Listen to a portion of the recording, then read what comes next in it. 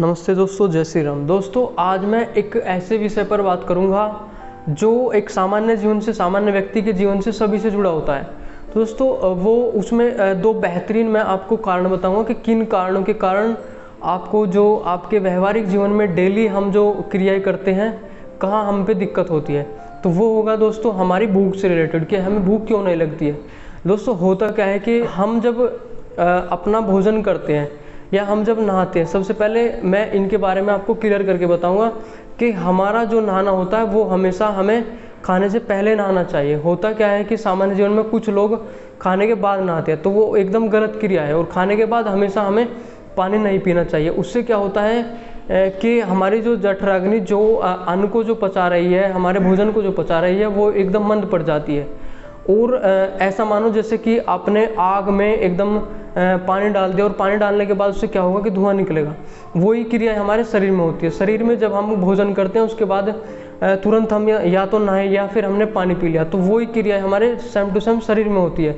तो हमें ऐसा नहीं करना। उससे क्या होता है कि विष बनता है शरीर का, मतलब जठराग्नि हमारी कमज़ोर हो जाती है और तरह तरह की बीमारी शरीर में हो जाती है। तो एक तो आपको ये ध्यान रखना है हमेशा, हमें जब भोजन करना है, भोजन से पहले हमें नहाना है और भोजन के तुरंत बाद हमें पानी नहीं पीना। कम से कम एक आध घंटे बाद आप पानी पी सकते हो, और आधा घंटे यार 45 मिनट तो आपको मिनिमम इतना गैप तो रखना चाहिए।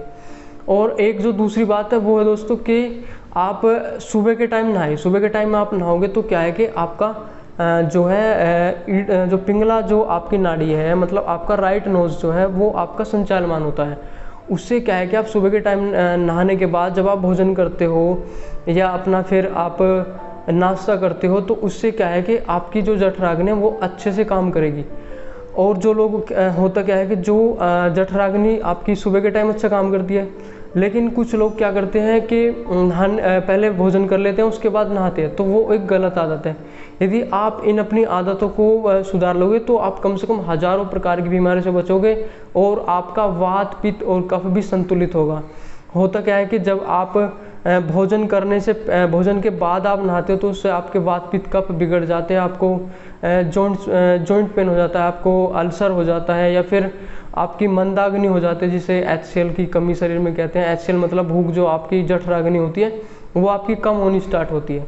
तो आपको इन दोनों बातों का ध्यान रखना है कि एक तो आपको कभी भी खाना खाने के बाद नहीं नहाना है, और आप जब भी आप तब भी नहाएं तब भी क्या करना है कि सबसे पहले आपको देखना है कि आपका कौन सा स्वर चल रहा है। सुबह के टाइम वैसे तो मैक्सिमम, यदि सुबह के टाइम आप नहाते हो तो आपका राइट स्वर चलता है, राइट स्वर ही आपका चले तो ज़्यादा अच्छा होता है। आप यदि लेफ्ट स्वर में ज़्यादा दिन तक नहाओगे तो क्या होगा, खांसी, जुकाम, इस तरह की बीमारियाँ, अस्थमा, दमा तक भी हो जाती हैं।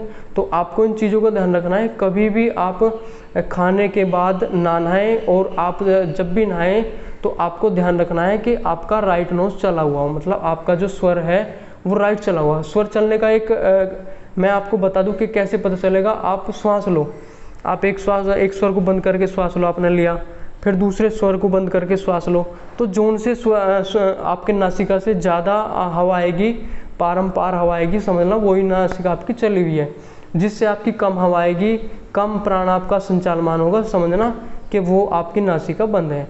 तो इस बात को आप, छोटी सी बात है लेकिन लोग इस बात का पालन ना करने के कारण बीमार होते हैं और जीवन में दुख पाते हैं। तो धन्यवाद दोस्तों।